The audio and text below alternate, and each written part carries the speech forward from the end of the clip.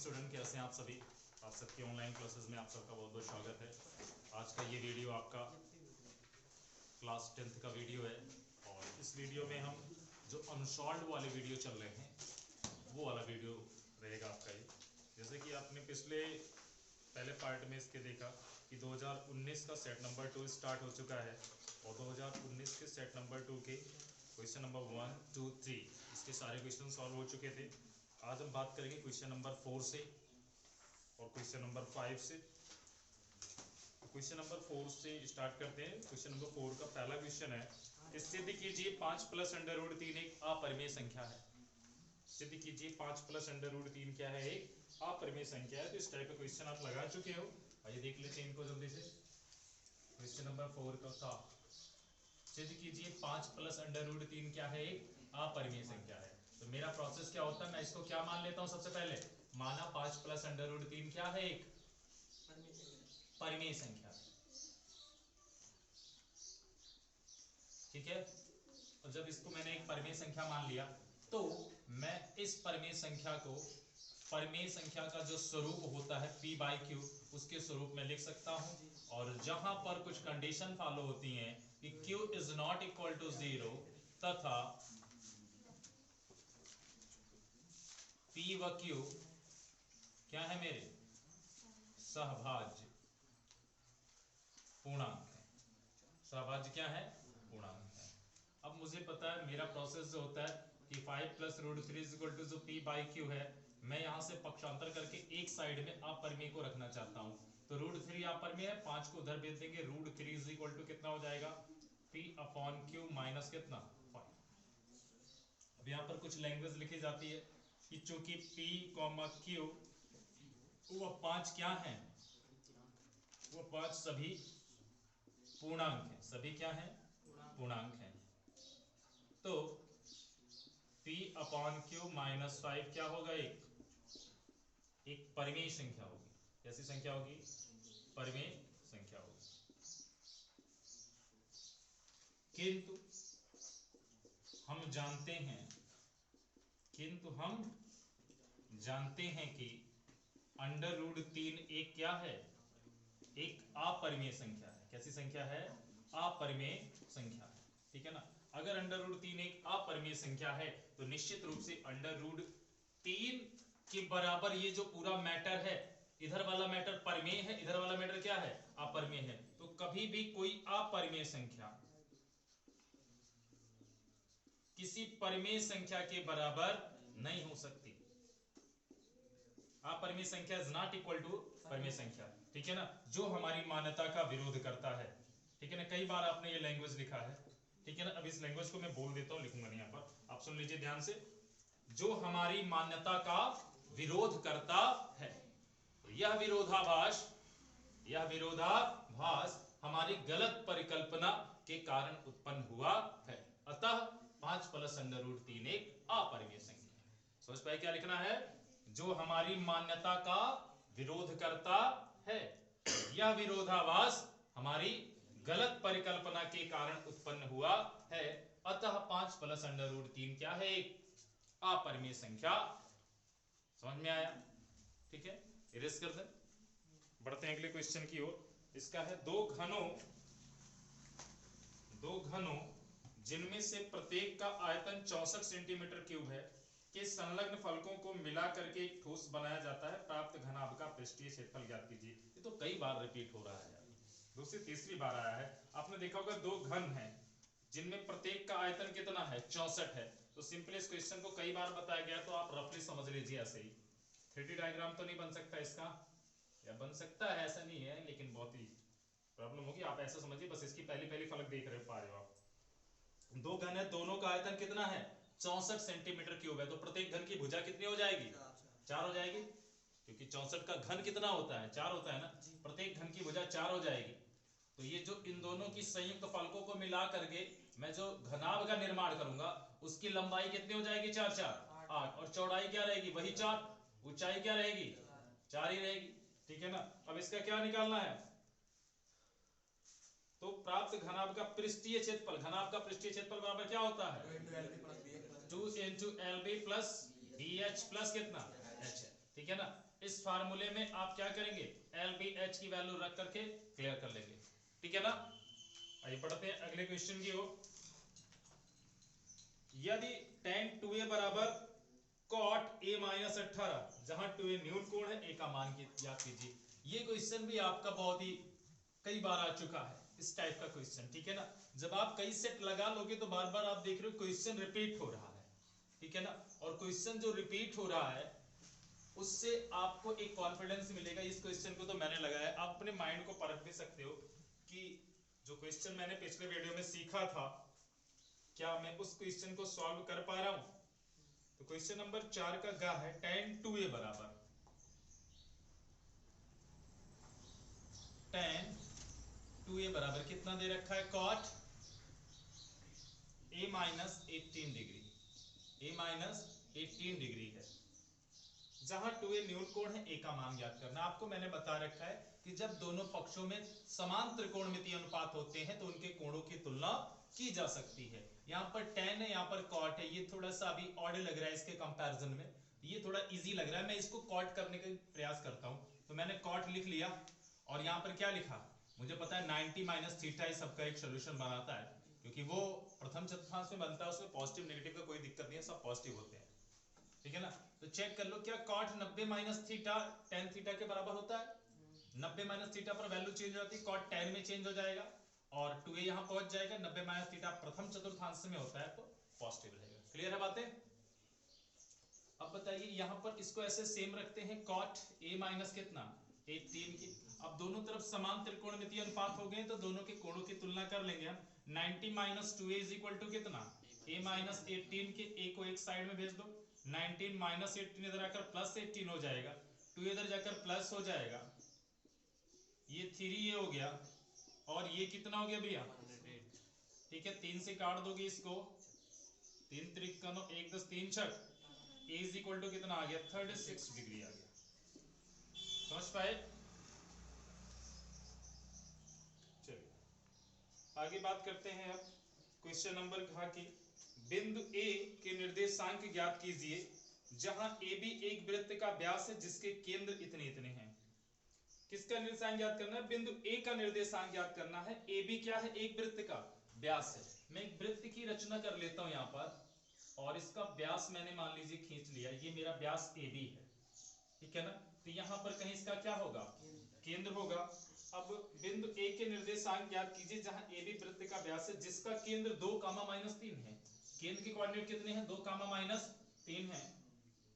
और क्या दिया गया है, जिसका केंद्र इतना है। B के निर्देशांक 1, 4 है, 1, 4 है। तो एकदम सिंपल क्वेश्चन बन गया। यहाँ पर मान लेते हैं A के कोऑर्डिनेट क्या होंगे मेरे, x1, y1। बोला x y क्यों नहीं मान रहे हो, क्योंकि आपके दिमाग में जो एक फार्मूला बैठा हुआ है मध्य बिंदु का, तो वो मध्य बिंदु x और y के फॉर्मेट में बैठा हुआ है कि x इज इक्वल टू क्या होता है मेरा, x1 प्लस y1, नहीं sorry x1 plus x2, x1 plus x2 by 2, और y इज इक्वल टू क्या होता है y1 plus y2 by.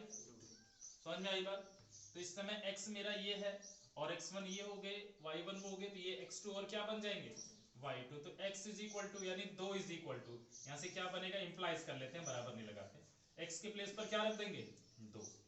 x1 कितना है, x1 ही है। x2 कितना है 1 है, बटे कितना 2, तो 2 दुनाई 4 में से 1 चला जाएगा 3। x1 बराबर कितना आ जाएगा आपका यहाँ पर, समझ पाया। मैंने डाइव कर दिया भाई, 2 इधर अगर 4 हो जाएगा, +1 को इधर लाएंगे -1 हो जाएगा, 4 में से 1 चला जाएगा, x1 की वैल्यू कितनी आ जाएगी 3 आ जाएगी। यहाँ पर y की वैल्यू रख दो, y की वैल्यू कितनी है -3 है, और y1 कितना है मेरे को फाइंड करना है, y2 कितना है 4 है, बटे 2, 3 2 9 -6, प्लस का 4 इधर आएगा क्या हो जाएगा -4, y1 इज इक्वल टू कितना हो जाएगा -10 के, ठीक है ना। अतः x1 y1 कितने हो जाएंगे 3, समझ पाए।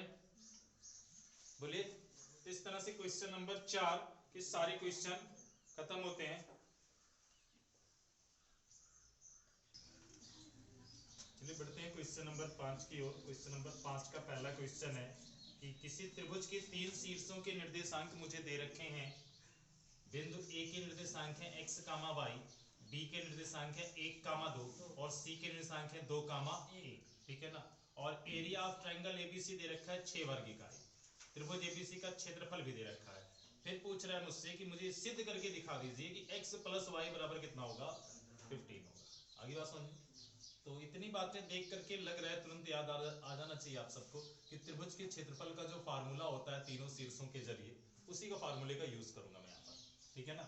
तो उसका फार्मूला क्या होता है, area of triangle ABC is equal to क्या होता है, 1/2। फार्मूला याद करने का तरीका भी बताया था मैंने ना कि 3 ब्रैकेट बना लीजिए थोड़ा स्पेस छोड़ करके, ठीक है ना। और ब्रैकेट के बाहर एक जगह x लिख दीजिए, यहाँ पर +x, यहाँ पर भी कितना +x। अब अंदर में क्या लिखना है आपको, y माइनस y और क्या y माइनस, ठीक है ना। अब बस अपना सीरियल शुरू करना है, जैसे 1 2 3 है, ठीक है ना। तो 1 से स्टार्ट करेंगे, 1 2 3। मान लीजिए 2 से स्टार्ट किया हमने तो 2 3 1। मान लीजिए 3 से स्टार्ट किया हमने तो 3 1 2। ये सिस्टम लिखना होता है। तो यहाँ से x1 से शुरू करेंगे, x1 पर यहाँ 1 रहेगा, यहाँ 2 रहेगा, यहाँ 3 रहेगा, इसको पहले भर लीजिएगा, ठीक है ना। ऐसे नहीं कि 1 2 3 से ऐसे स्टार्ट करो, यहाँ पर x1 और 2 और 3 हो जाना चाहिए। अब यहाँ से सीरियल इसको स्टार्ट करना है। अगर यहाँ पर 1 है तो 1 के बाद क्या आएगा, 1 2 3। 2 है तो 2 के बाद क्या आएगा, 3 1। 3 है तो 3 के बाद क्या आएगा, 1। समझ पाए। फिर अब बस इसको इस पूरे ये जो मेरा पूरा इक्वेशन है इसमें मैं वैल्यू रख दूंगा। एरिया ऑफ ट्रायंगल एबीसी कितना है, 6 वर्ग इकाई है, जो 1/2 यहाँ बटे में इधर आकर किस में हो जाएगा, गुणे में हो जाएगा। अब यहाँ पर x1 की वैल्यू क्या है, अभी मैंने किसी को माना नहीं है, तो मान लेता है ये मेरा x1 है, y1 है, x2 है, y2 है, x3 है, y3 है। अगली बात समझ में, ये मेरा क्या हो जाएगा, x1 y1, ये हो जाएगा x2 y2 और ये हो जाएगा x3 y3, ठीक है ना।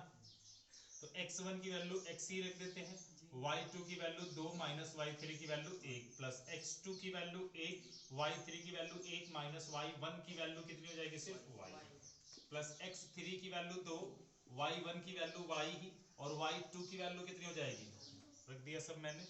6 2 9 12 हो गया। अंदर में गुणा कराते हैं, 2 में से 1 गया, 1 आएगा, 1 का गुणा x में होगा, x ही होगा। 1 में से y घटाएंगे, ऐसे ही रहेगा, ये बाहर 1 से गुणा होगी तो ये क्या रहेगा आपका, 1 माइनस y ही रहेगा।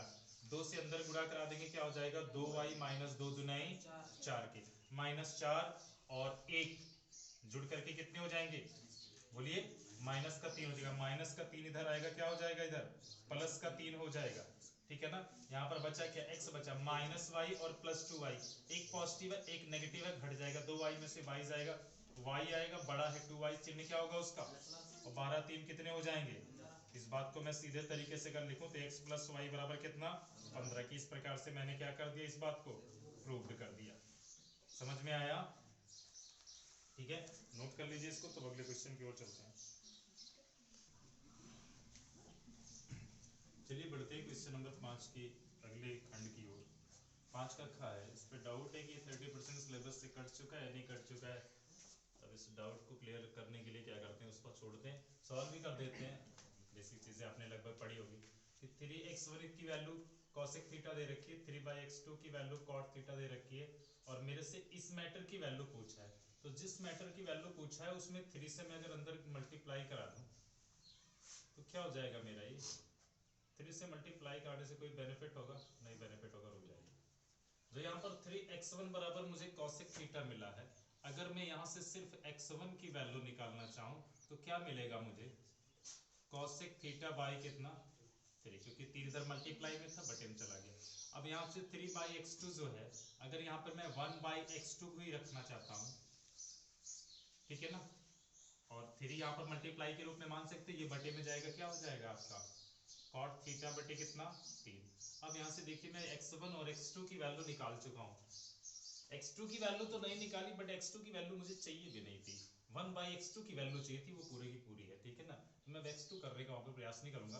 यहाँ पर 3 × x1 का स्क्वायर करना है, तो cosec थीटा का स्क्वायर करूंगा, क्या हो जाएगा, cosec स्क्वायर थीटा बटे कितना 3 का स्क्वायर करूंगा 9 हो जाएगा, माइनस 1/x2 का स्क्वायर, तो 1/x2 का होल स्क्वायर भी मान सकते हो आप, क्योंकि 1 का भी स्क्वायर किया जा सकता है, कोई फर्क नहीं पड़ेगा।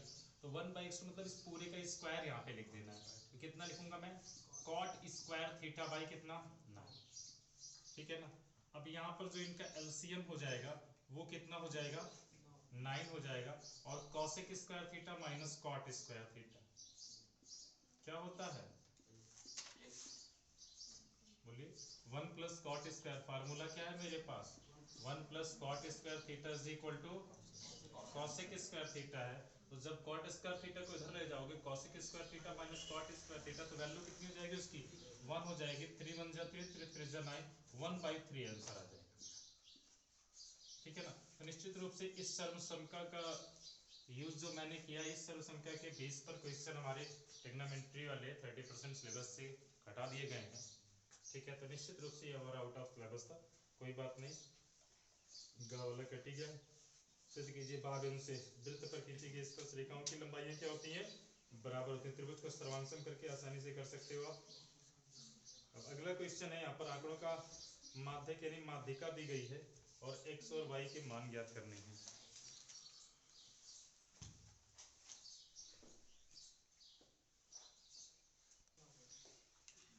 चलिए बात करते हैं क्वेश्चन नंबर 5 की घा की।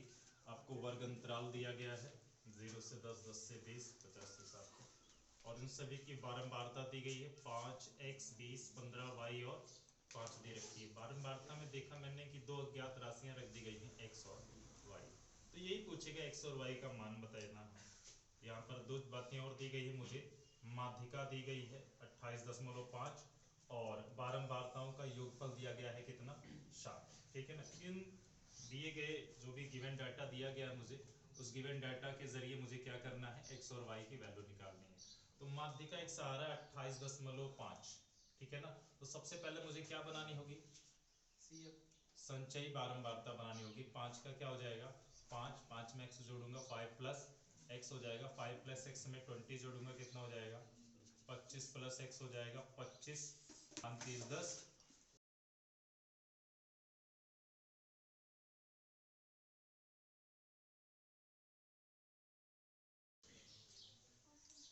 अब यहाँ पे मैं इसको जोड़ रहा था तो 40 प्लस कितना हो जाएगा भैया x हो जाएगा, फिर इसमें y ऐड कर दूंगा कितना हो जाएगा 40 प्लस x प्लस y, और 40 और 5 को ऐड कर दूंगा कितना हो जाएगा 45x प्लस y। ये क्वेश्चन शायद आ चुका है, ठीक है।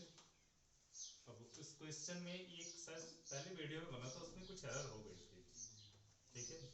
यहाँ पर यार दो सेंस है। अब देखिए सेंस कैसे मेरा काम करता है, क्वेश्चन में एरर है क्या है। माध्यिका कितनी है 28.5 है।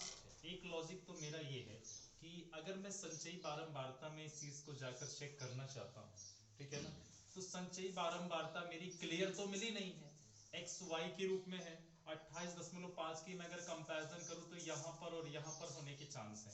अब इन दोनों में x की वैल्यू डिपेंड करेगी कि x की वैल्यू कितनी होगी, ठीक है ना। अगर यहाँ पर 28.5 है तो अगर ये x की वैल्यू लगभग 3.5 4 हो जाती है तो इसी में आ जाएगा, अन्यथा किस में आएगा, ये इसमें आएगा। दो चांसेस हैं। फिर जब ये क्लियर वैल्यू नहीं तो किसको चेक करूं मैं, अगर मैं वर्ग अंतराल को देखूं तो वर्ग अंतराल को मुझे समझना होगा कि वर्ग अंतराल क्या होते हैं। क्या वर्ग अंतराल माध्यिकाओं के ऊपर डिपेंड करते हैं। 28.5 की संभावना आपको किस में लग रही है 20 से 30 में, ठीक है ना। तो यहाँ पर एक ऑप्शन ये ले सकते हो कि जब आपकी संचयी बारंबारता क्लियर ना हो, ठीक है ना, और माध्यिका दे रहे, तो वहां से आप अपने वर्ग अंतरालों को एक आंकड़ा लेकर के देख सकते हो कि माध्यिका 28.5 का अस्तित्व कहाँ आएगा 20 से 30 के बीच में आएगा। तो ये बनेगी आपकी माध्यिका वर्ग। अगली बात समझ में। अब इस चीज को माध्यिका वर्ग को लेकर मैं चीजों को फाइनल करूंगा, यहाँ पर लिखूंगा सोल्यूशन। चूंकि m इज इक्वल टू यानी माध्यिका बराबर कितना दे रखा है 28.5, जो वर्ग अंतराल कौन सा वर्ग अंतराल 20 से 30 में होगी, ठीक है ना। अब अगर ये इस वर्ग अंतराल में पाई जा रही है तो मैं यहां से जो मेरा एक माध्यिका निकालने का फार्मूला बनता है, उस फार्मूले का मैं यूज कर सकता हूँ। उस फार्मूले को दिमाग में रखते हुए निकालता हूँ कि हमारी माध्यिका वर्ग की निम्न सीमा L बराबर कितनी हो जाएगी, 20 हो जाएगी। और फिर संचयी बारंबारता क्या होती है वहां की, कि जो हमारी माध्यिका वर्ग होती है उसके ठीक ऊपर वाली लेते हैं। तो माध्यिका वर्ग के सिधाने पर आए तो 25 + x, इसके ठीक ऊपर कितना होगा, 5 + 6, ये होगी मेरी संचयी बारंबारता। n/2 की वैल्यू ली जाती है, तो n/2 n टोटल दे रखा है मेरे को, सिग्मा fi बोलूं या n बोलूं बात एक ही है, 60 दे रखा है यहाँ पर n की वैल्यू, ठीक है ना। अब फिर क्या बच रहा है यहाँ पर, h बच रहा है, वर्ग माप जो है तो 10-10 का गैप ले रहा है, बस हो गई सारी चीजें। हाँ बारंबारता भी बच रही है f। बारंबारता क्या होती है, जो माध्यिका वर्ग होती है उसकी जो बारंबारता होती है वही लेते हैं 20, ठीक है ना। अब यहाँ पे इन सारी चीजों को माध्यिका वाले फार्मूले में मैं रख देता हूँ। m इज इक्वल टू क्या होता है फार्मूला मेरा, n/l प्लस, पहले l plus n/2 minus CF upon f into, ठीक है ना। माध्यिका 28.5, l दे रखा है 20, प्लस n/2 60 का बटे 2 कितना हो जाएगा 30, माइनस CF कितनी है 5 + x है, और 5 + x के पहले मैं माइनस लगाने वाला हूं तो -5 -x हो जाएगा, -5 -x हो जाएगा, बटे बारंबारता f कितनी है मेरी 20 है, 20 रख दूंगा यहाँ पर। h की वैल्यू कितनी है 10 है ना, तो 10 × 10 10 दूनी 20 ऐसे ही कट गई, 20 को इधर भी देता हूँ 28.5 माइनस कितना हो जाएगा ये 20, बराबर 30 - 5 कितना हो जाएगा 25 - x बटे कितना 2, यहाँ पर 28.5 में से 20 चला जाएगा 8.5 और बटे का 2 इधर आकर गुणे 2 हो जाएगा, ठीक है ना, बराबर किसके 25 - x के, ठीक है ना। तो 8.5 का दुगना करेंगे, 8 × 2 = 16, 17 हो जाएगा, और इस 17 को मैं इधर भेज दूंगा, याद रखना 17 को मैंने इधर भेज दिया है, इधर आकर ये -17 हो जाएगा, और -x को इधर उठा लाऊंगा +x हो जाएगा, क्योंकि जिस चीज की वैल्यू मुझे फाइंड करनी होती है उस चीज को मुझे अकेला और पॉजिटिव रखना होता है। तो यहाँ पर x को अकेला भी छोड़ना है और पॉजिटिव रखना है, पहला काम तो वो नेगेटिव में इधर ले आओ पॉजिटिव हो जाएगा, और इधर वाले मैटर को उधर भेज दो, तो 25 में से 17 चला जाएगा, कितना आ जाएगा 8 आ जाएगा। इस तरह से x की वैल्यू जो है मुझे मिल गई, कितनी मिल गई x की वैल्यू 8 आ गई, समझ पाए। अब किसकी वैल्यू निकालनी है मुझे, y की वैल्यू निकालनी है, तो उसके लिए मेरे पास अगला ऑप्शन क्या हो सकता है, जो मुझे दे रखा है बारंबारताओं का योगफल, यानी यही तो आया है संचयी बारंबारता का जो अंतिम पद होता है समस्त बारंबारताओं का योग रिप्रेजेंट करता है, ठीक है ना।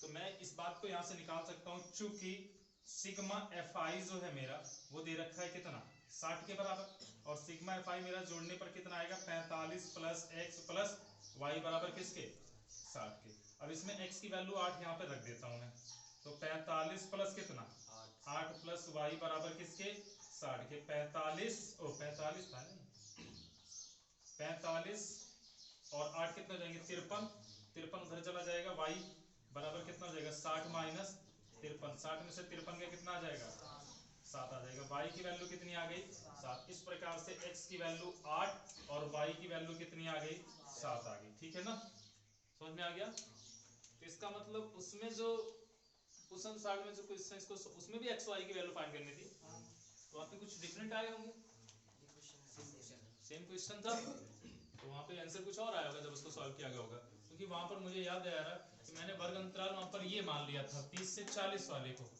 ठीक है ना। चलिए होता रहता है, तो क्लियर हो गया, समझ में आया।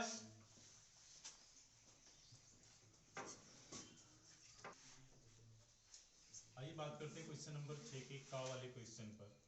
ये फिगर मेरे को दिया गया है, फिगर में ये एक संकेत दिया गया है हिंट कि AD परपेंडिकुलर है किस पर BC को, इस बात को लिखकर भी बताया गया है।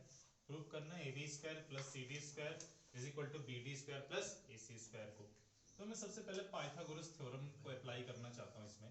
यहाँ पर 90 डिग्री मेरे को है, तो ये भी एक समकोण त्रिभुज है, ये भी एक समकोण त्रिभुज है, दोनों ही क्या है मेरे समकोण त्रिभुज है। दोनों समकोण त्रिभुजों में मैं पहले एक त्रिभुज की बात करता हूँ कि ट्रायंगल ADC, ट्रायंगल ADC में अगर मैं पाइथागोरस थ्योरम अप्लाई करना चाहूँ तो कर्ण कौन बनेगा 90 के सामने कौन होगा AC का स्क्वायर बराबर कितना हो जाएगा अब चाहे मैं AD का स्क्वायर प्लस BC का स्क्वायर कर लूँ, लंबा आधार कुछ भी कर लो, बोलिए BC का स्क्वायर, समझ में आया। लेकिन मैं एक चीज देख रहा हूँ भाई, मैं जब इस ट्रायंगल को लगाऊंगा तो दोनों में AD जो साइड है मेरी वो कॉमन साइड है, तो यहाँ से अभी से ही मैं AD की वैल्यू निकाल लेता हूँ। AD स्क्वायर बराबर क्या हो जाएगा, देखो मैं इसको इधर ला नहीं रहा हूँ, बस सीधा लिखने का प्रयास कर रहा हूँ। AD स्क्वायर को यहीं रख रहा हूँ, BC को इधर ले आ रहा हूँ, तो AC स्क्वायर माइनस कितना हो जाएगा BC स्क्वायर। इस बात को लेकिन मैं लिखूंगा इस side AC square minus BC square, बस सीधा लिख रहा हूँ, पक्षांतर मैंने अभी जो बताया वैसे किया। AD स्क्वायर बराबर कितना हो जाएगा AC square minus BC square, बात समझ में आई। इसको इक्वेशन नंबर 1 बना लेता हूँ। अब ट्रायंगल दूसरा ले रहा हूँ ADB में, ADB में फिर से मेरा क्या हो जाएगा 90 के जस्ट सामने AB, यहाँ पर मेरा हाइपोटेनस बनेगी, कर्ण बनेगा AC स्क्वायर नहीं AB स्क्वायर बराबर कितना हो जाएगा AD स्क्वायर प्लस कितना BD स्क्वायर। यहाँ से भी मैं क्या कर लेता हूँ AD स्क्वायर की वैल्यू अलग निकाल लेता हूँ, तो AD स्क्वायर को मैं यहीं पे रख रहा हूँ, ये AB स्क्वायर माइनस कितना हो जाएगा BD स्क्वायर, ठीक है ना। इक्वेशन नंबर 2,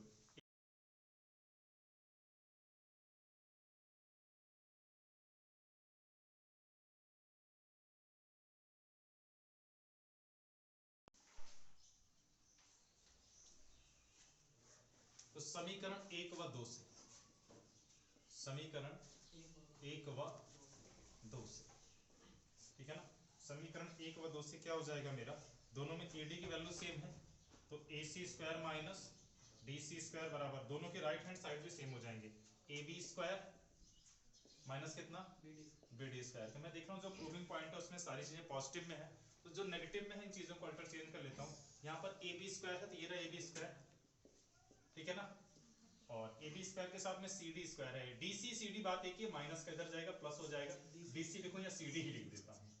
यहाँ पर पहले से क्या है मेरा AC स्क्वायर पॉजिटिव है और BD स्क्वायर वहां पर नेगेटिव में, इधर आकर क्या हो जाएगा पॉजिटिव में हो जाएगा। अब चाहूँ तो मैं इसको सीधा उसी लैंग्वेज में लिखता हूँ जिस लैंग्वेज में मेरे को आपने बोला था, AB square plus CD square बराबर किसके BD square plus AC square. इस तरह से प्रूव हो गया, बात समझ में आई, ठीक है ना। बढ़ते हैं अगले क्वेश्चन की ओर। अगला क्वेश्चन है, देखिए ये 2021 का जो इम्प्रूवमेंट एग्जाम हुआ था उसमें ये क्वेश्चन रिपीट हुआ, उसमें वो जो वीडियो मैंने बनाया था उसमें इस चीजों को बताया गया है। एक गोला जिसका व्यास 12 सेंटीमीटर लंबवृत्तीय बेलनाकार बर्तन में डाला जाता है, थोड़ा पानी भरा है, उड़ जाता है। मैंने आपको यहाँ पर हिंट दिया था कि जब गोला इसमें जाएगा तो पानी का लेवल मान लीजिए पहले से इतना है, तो गोले के डूबने के बाद वो बढ़ जाएगा, मान लेता हूँ इतना बढ़ जाएगा, और इसमें दिया गया था कितना 3 से ही 5/9। तो इसका मैंने वीडियो आपको बनाया था कि इतने पानी का जो आयतन होगा, ठीक है ना, वो किसके बराबर होगा गोले के आयतन के बराबर होगा। दोनों को बराबर करके मैं सॉल्व कर लेता हूँ। यहाँ पर 2 अंकों से बनी एक संख्या, उसके अंकों को पलटने, दोनों क्वेश्चन रिपीट हुए हैं बार बार, ठीक है ना। इसका वीडियो बन चुका है, उम्मीद है आप वहां से जाकर आराम से देख सकते हैं। पार्ट नंबर 2 या पार्ट नंबर 3 में होगा, ठीक है ना, 4 में जो भी होगा। 2021 का जो इम्प्रूवमेंट एग्जाम है उसका तीसरा चौथा पार्ट देख लीजिएगा, उसमें ये चीजें दी गई हैं दोनों क्वेश्चन, ठीक है ना। इस तरह से क्वेश्चन नंबर 6 के भी सारे पार्ट खत्म होते हैं। अगली वीडियो में बात करेंगे क्वेश्चन नंबर 7 के बचे हुए चारों पार्टों के बारे में, ठीक है। तब तक के लिए धन्यवाद। चैनल को सब्सक्राइब करते रहिए, सब्सक्राइबर बढ़ेंगे तो ऑनलाइन क्लासेस लाइव भी आ सकती हैं आपकी, ठीक है ना, वो और ज़्यादा बेहतर होती हैं, ठीक है। धन्यवाद।